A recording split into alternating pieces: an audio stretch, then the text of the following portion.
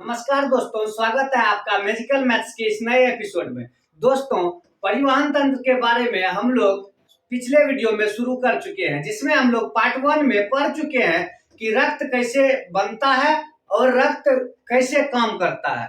अब दोस्तों, परिवहन तंत्र के दूसरे सबसे प्रमुख अंग यानी रक्त वाहिनियों के बारे में हम लोग इस वीडियो में चर्चा करेंगे। दोस्तों, रक्त जिस नली से होकर बहता है, जिस पाइप से होकर बहता है, उसी पथ को हम लोग रक्त वाहिनियां कहते हैं। अनेक जीवों के शरीर में रक्त दो तरह से रहते हैं। कुछ जीवों में रक्त खुले परिसंचरण तंत्र में घूमते हैं, मतलब कि रक्त को चलाने के लिए कोनो पाइप वाइप वाला जुगाड़ नहीं होता है। लेकिन बहुत सारे जीवों में रक्त को चलाने के लिए बंद रक्त परिसंचरण तंत्र होता है। दोस्तों, अगर रक्त को चलाने के लिए कोई नस उस पाइप वाला सिस्टम नहीं है ना, तब बोलेंगे उसको खुला रक्त परिवहन तंत्र। जैसे कुछ जीवों में हम लोग छोटे मोटे जीव जब कीड़ा मकोड़ा सब देखते हैं, उसमें डायरेक्ट रहता है भीतरे में रक्त, कोनो पाइप वाइप से नहीं बहता है, समझ गए। और हम लोग में रक्त डायरेक्ट न बहता है। अगर ऐसे चमड़ी उधर गया तो ऐसा नहीं, अगर रक्त का नस नहीं कटेगा तो खून नहीं निकलेगा। ऐसे नहीं कि डायरेक्ट एक दो खोली है एकदम उसमें रक्त भरा हुआ है वही बहता है, नहीं। लेकिन छोटे छोटे जीवों में उनका शरीर होता है, उसमें डायरेक्ट रक्त भरा हुआ रहता है। रक्त को चलने के लिए कोई पाइप का जुगाड़ नहीं होता है। ठीक वैसे ही दोस्तों, जैसे हम लोग खेतों को पटाने के लिए दो तरह से इंजन सेट करते हैं। कभी कभी हम लोग का खेत अगर थोड़ा सा दूर रहता है तो हम लोग इंजन में पाइप लगा देते हैं और पाइप से लेके पानी को खेत तक पहुंचाते हैं। लेकिन अगर बगले में मेरा खेत है तो खुले बोरिंग चला देते हैं, नहाइयो लेते हैं उसमें, और खुला बोरिंग चलाते हैं तो वो हो गया खुला रक्त परिसंचरण, डायरेक्ट बह रहा है। और अगर पाइप से बहाएंगे तो होगा बंद परिसंचरण तंत्र। दोस्तों, मानव के शरीर में रक्त जो है बंद परिसंचरण तंत्र से चलता है। मानव के शरीर में रक्त को चलने के लिए भगवान ने नस दिया है, लेकिन वो नस जो होता है यानी वो जो वाहिनियां है, वो जो पाइप है रक्त को बहाने के लिए, वो दो प्रकार के होते हैं। एक को हम लोग कहते हैं धमनी और एक को हम लोग कहते हैं शिरा। दोस्तों, मुख्य रूप से धमनी जो है वो शुद्ध रक्त को बहाने का काम करता है और जो शिरा जो होते हैं वो अशुद्ध रक्त को बहाने का काम करते हैं। दोस्तों, साइंटिफिक माध्यम से रक्त को शुद्ध और अशुद्ध इस हिसाब से कहा जाता है, जिस रक्त में ऑक्सीजन की मात्रा अधिक हो उसको हम लोग शुद्ध रक्त कहते हैं, और जिस रक्त में कार्बन डाइऑक्साइड की मात्रा अधिक हो और उसको हम लोग कहते हैं अशुद्ध रक्त। दोस्तों, जब हम लोग का फेफड़ा में ऑक्सीजन जमा होता है ना, तो ऑक्सीजन को पूरा कोशिका तक पहुंचाने का काम खून करता है। हम लोग पिछले वीडियो में पढ़ चुके हैं। तो वो ऑक्सीजन वाला खून जो लेके जाएगा उसको हम लोग धमनी कहते हैं, और जो कार्बन डाइऑक्साइड वाला खून कोशिका से लेके हृदय तक पहुंचाएगा शिरा कहते हैं। दोस्तों, धमनी और शिरा तो रक्त वाहिनियां जो हम लोग के शरीर में टोटल, जिसको हम लोग नस कह देते हैं वैसे अपने भाषा में, तो हम लोग के जो शरीर में जितने भी नस होते हैं यानी रक्त वाहिनियां होती है, रक्त को चलने वाला पाइप होता है, वो दो भाग में बटा होता है, धमनी और शिरा। अब धमनी और शिरा भी दो दो भाग में बटा होता है। धमनी जो होता है वो दो प्रकार का होता है, एक होता है महाधमनी और एक होता है फुफ्फुस धमनी। महाधमनी के और आगे पार्ट होंगे, महाधमनी उससे जब पतला हो गया, उससे जब पतला हो गया, उससे जब पतला हो गया, और एक होता है फुफ्फुस धमनी। दोस्तों, उसी प्रकार शिरा भी दो प्रकार के होते हैं, महाशिरा और फुफ्फुस शिरा। अब दोस्तों, हम लोग एक एक करके महाधमनी और फुफ्फुस धमनी के बारे में समझते हैं। दोस्तों, महाधमनी जो है वो शुद्ध रक्त को लेके चलता है, शुद्ध रक्त मतलब ऑक्सीजन वाला रक्त को, और महाधमनी तो थोड़ा सा मोटा होता है, उससे थोड़ा सा अगर महाधमनी धीरे धीरे आगे बढ़ा, पतला हुआ, तब उसको धमनी बोले, और पतला हुआ धमनिकाएं बोले, और पतला हुआ केश के तरह पतला हो गया केशिकाएं बोल दिए। उसी प्रकार दोस्तों, महाशिरा भी आगे और बहुत सारे पतले पतले हिस्सों में बटे रहते हैं। नस सब जो है ना निकलता है, जहां ढेर खून ले जाना तो वहां मटका, आगे जाके धीरे धीरे धीरे धीरे क्या हो जाता है, पतला पतला हो जाता है।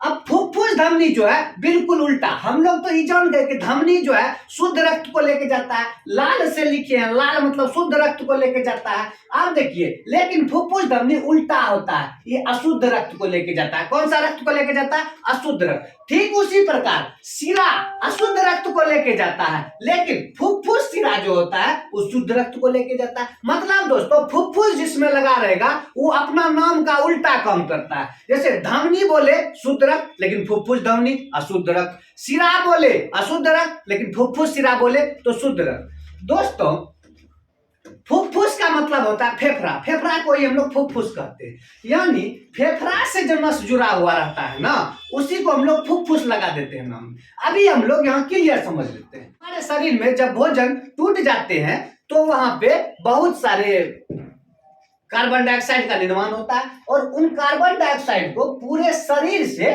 हार्ट तक खून लेके आता है। ये हम लोग पढ़े, हार्ट तक कौन लेके आता है? खून। लेकिन कौन नस लेके आता है? तो शिरा लेके आता है। कौन सा? शिरा।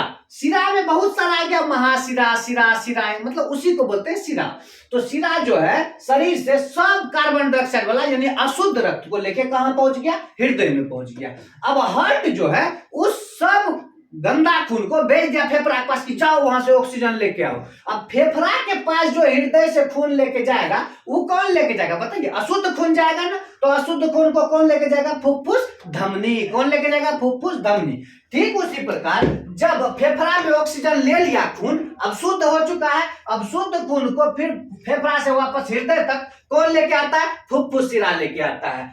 अब हृदय के पास जब शुद्ध रक्त चला पूरा कोशिका तक पास भेजेगा, यानी हृदय पूरा शरीर के कोशिका के पास भेज देता है। किस माध्यम से? धमनी के माध्यम से। यानी कि शरीर से हृदय तक पहुंचाया अशुद्ध खून को शिरा, हृदय से फिर फेफड़ा के पास शुद्ध होने भेज दिया उसको कौन? फुफ्फुस धमनी।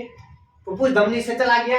अब फेफड़ा से हृदय तक जो वापस गया जब शुद्ध हो गया तो फुफ्फुस शिरा से, अब हृदय से पूरा शरीर में गया तो वो भी हो गया धमनी से।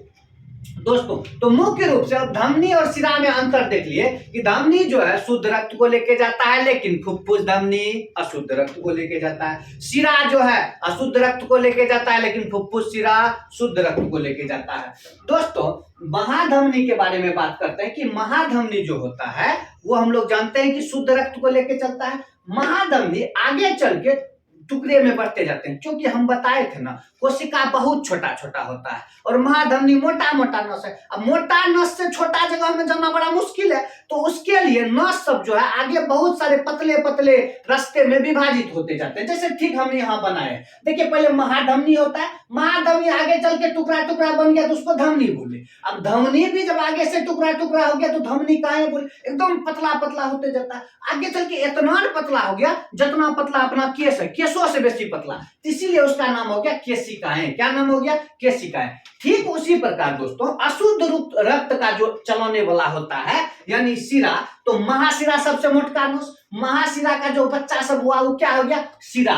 शिरा जब टूटा और छोटा छोटा शिराएं बना, अब और वो पतला पतला केस की तरह हो गया तो उसको बोले हम लोग केशिकाएं। दोस्तों डायरेक्ट हम लोग का ऐसा सिस्टम हम लोग समझते हैं कि हम लोग का शरीर में जो नस खून लेके जाता है सीधे कोशिका को जाके दे दिया, लेकिन ऐसे नहीं होता है। रक्त जो है वो सिर्फ चलते रहता है। ये देखिए ये लाल वाला जो है महाधमनी शुद्ध रक्त को लाता है, शुद्ध रक्त को लाया किसके पास भेजा? धमनी, धमनी से धमनिका, धमनिका से केशिका। अब यहाँ कोशिका जो है इससे जो जो जरूरी चीज है ले लेगा और जो जो खराब चीज है उसको दे देगा, यानी फाइनली यही केशिका आगे चल के कन्वर्ट होके क्या बन गया? शिरा वाला केशिका। अब शिरा वाला केशिका जो बना वो आगे चल के शिराएं, शिराएं से शिरा, शिरा से महाशिरा, महाशिरा से फिर भेज दिया उसको सीधे हृदय तक। तो हृदय से शुद्ध रक्त को लेके निकला, कौन लेके निकला? महाधमनी। महाधमनी अपना लोड करके गाड़ी निकला, अब महाधमनी में खून निकला, अब खून कहाँ घुस गया? धमनी में। इधर का धमनी में भी घुसा और इधर का धमनी में भी घुसा। अब धमनी से आगे बढ़ते बढ़ते खून, शुद्ध खून चल रहा है देख लीजिएगा। अब शुद्ध खून जो है धमनिकाएं में गया, धमनिकाएं से बहुत छोटा छोटा होते गया तो केशिकाएं में गया। अब यहाँ कोशिका जो है यानी कोशिका सब जो शरीर में रहता है वो जो जो चीज खींचना चाहेगा इससे खींच लेगा, जो जो चीज देना चाहेगा दे देगा। वो खींचने और देने की प्रक्रिया के बीच में धीरे धीरे धीरे धीरे अब देखिए जैसे ही खींच लिया, अब खींच लिया तो बढ़िया चीज चला गया, अब खराब चीज उसमें डाल दिया, अब खून शुद्ध रहा कि अशुद्ध हो गया? तो अशुद्ध हो गया। जैसे ही अशुद्ध हुआ वो बन गया, वो नस कौन चीज में कन्वर्ट हो गया? केशिकाएं में। लेकिन इस बार किसका वाला केशिकाएं? इस बार शिरा वाला केशिकाएं। अब शिरा वाला केशिका में चला गया खून, अब शिरा वाला केशिकाएं से शिराएं में गया, फिर अब यो इधरों से आया, इधरों से आया, सब जगह से खून आ रहा है, आके सब तो सिरा में जमा हुआ, सिरा से सब तो खून आके कहाँ जमा हो गया, महाशिरा में। अब महाशिरा को फिर जाके हृदय में डाल दिया। कितना बढ़िया ख्वाब है, देखिए हृदय से निकला है, हृदय में जाना है। अब देखिए हृदय से निकला खून लेके कौन, हृदय से शुद्ध खून लेके निकला कौन, महाधमनी, महाधमनी से धमनी, धमनी में गया, धमनी से धमनिकाय में, धमनिकाय से केशिकाय में, लेन देन हुआ, लेन देन हुआ, उसके बाद वो बन गया केशिकाय, सिरा वाला, सिरा वाला केशिकाय में खून गया, फिर सिराए में गया, फिर सिरा में गया, फिर महाशिरा में गया, फिर वापस हृदय में पहुंच गया। तो दिल से निकला है, दिल तक पहुंचना है, दिल की बातें दिल ही जाने। अब न हम लोग भी जाने। अब दोस्तों देखिएगा, एक बार हम लोग से डिवाइड करते हैं कि रक्त वाहिनियां दो प्रकार की, एक होता है धमनी, एक होता है सिरा। धमनी में शुद्ध रक्त, लेकिन सिरा में अशुद्ध रक्त। लेकिन एक ऐसा धमनी है जिसमें अशुद्ध रक्त बहता है, बोलिए कौन, तो फुफ्फुस धमनी। एक ऐसा सिरा होता है जिसमें शुद्ध रक्त बहता है, बोलिए कौन, फुफ्फुस सिरा। दोस्तों एक बार लास्ट हम लोग इस नियम को देख लेते हैं, क्योंकि इसके बाद वाले वीडियो में जिसमें हम लोग हार्ट के बारे में समझेंगे, उसमें आप लोग को एकदम क्लियर समझा दिया जाएगा कि कैसे खून की दर से निकल के कहां कहां पहुंचता है। अभी लेकिन हृदय तक पहुंचने के लिए हम लोग को नॉर्मल बात को समझ लेना होगा। पहला बात कि शरीर, पूरा शरीर से कार्बन डाइऑक्साइड वाला खून यानी अशुद्ध रक्त को लेके कौन निकलता है, तो सिरा सब है या शरीर से लेके निकला है ना, सिरा सब, फाइनली महाशिरा बन गया। उस सिरा जो है उस खून को कहां तक पहुंचा देता है, हार्ट तक यानी हृदय तक। अब हृदय जो है, अभी तो गंदा खून पूरा देह से पहुंचा है हृदय तक, अब हृदय जो है वो गंदा खून को साफ होने के लिए भेजता है, किसके पास भेजता है, तो फेफड़ा के पास। तो फेफड़ा के पास जो खून लेके जाता है उसी को कहते हैं फुफ्फुस धमनी। क्या कहते हैं, फुफ्फुस धमनी। तो खराब खून को अभी भेजा था फुफ्फुस धमनी के पास, अशुद्ध रक्त को। अब अशुद्ध रक्त फुफ्फुस धमनी गया तो फेफड़ा क्या है, लाओ हमको कार्बन डाइऑक्साइड दे दो और ऑक्सीजन अपना ले जाओ। तो ऑक्सीजन अपना ले लिया खून। अब खून जब ऑक्सीजन ले लिया, अब वो अशुद्ध रहा नहीं, अब क्या बन गया, वो शुद्ध रक्त बन गया। तो शुद्ध रक्त जो है अब वहां से निकल के, फेफड़ा से निकल के कहां तक आएगा, वापस हृदय तक। लेकिन इस बार उसको लाएगा कौन नस, फुफ्फुस सिरा। शुद्ध रक्त फुफ्फुस सिरा, फेफड़ा से हृदय तक लाया, उसके बाद हृदय से वापस शरीर तक इसको भेज दिया गया। लेकिन शुद्ध रक्त है तो कौन लेके जाएगा, धमनी लेके जाएगा। हृदय जो है वो धमनी में ताकत से खून को धकेलता है, इसीलिए उसका दीवार सब मजबूत होता है। एक और बात होता है, ये जो नस सब होता है ना, उसमें वाल्व लगा रहता है। ये ना है कि खून चलियो गया उसी में घूमियो गया वापस, वो लाजोगार ना है। एक दिशीय प्रवाह के लिए उसमें वाल्व लगा रहता है, ऐसा नस सब में ऐसा वाला वाल्व लगा रहता है, ऐसा वाला वाल्व कि खून इधरे जाए वापस न आए। किसी भी नस में खून हमेशा एक ही दिशा में बहता है। अब धमनी का दीवार सब मोटा होता है, शिरा का दीवार सब पतला होता है, क्योंकि धमनी में खून को ताकत से धकेला जाता है। अब शिरा में तो उतना प्रेशर रहता नहीं है, वापस से खींचना होता है, इसीलिए धमनी के दीवार मोटे होते हैं। लेकिन दोनों में वाल्व लगा रहते हैं। धमनी में वाल्व लगा रहता है कि शुद्ध रक्त खाली जाए वापस नहीं आए, और शिरा में भी वाल्व लगा रहता है कि अशुद्ध रक्त खाली आए वापस न जाए। दोस्तों उम्मीद है आप लोग इस वीडियो के माध्यम से धमनी और शिरा केशिकाएं के बारे में कंप्लीट समझ लिए होंगे। अगले परिवहन तंत्र के अगले एपिसोड में हम लोग पूर्णतः कंप्लीट रूप से हृदय के बारे में समझेंगे। तब तक के लिए धन्यवाद, बहुत बहुत।